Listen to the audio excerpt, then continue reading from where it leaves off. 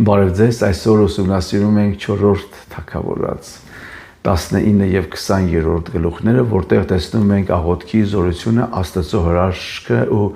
մարդկային տկարությունը։ Երբ Ասորստանի հզոր բանակը շրջապատել էր Երուսաղեմը, Եզեկիա թագավորը պատրեց իր հանդերձները, գնաց Աստծո տուն եւ աղոթեց։ Հետագայում, երբ Եզեկիան մահացու հիվանդությունով հիվանդացավ, նա նորից աղոթեց եւ Աստված նրա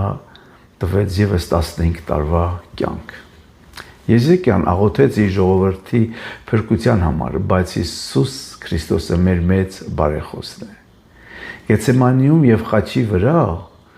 նա աղոթեց մեր հոգիների փրկության համար։ Եզեկիայի կյանքին ավելացվեց 15 տարի, բայց Հիսուսը իր հարությամբ մեզ բարգեւեց,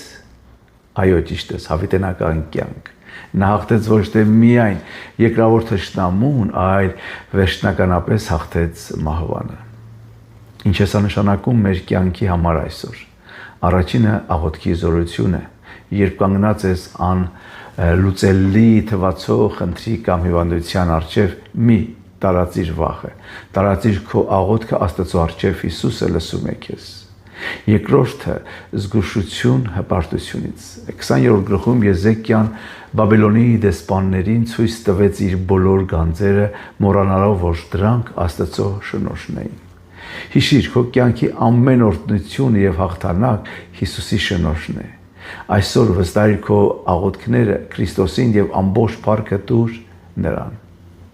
Շնորհակալություն դիտման համար։ Աստված օրհնի քեզ եւ քո ընտանիքը։ Օրհնյալ լինեք։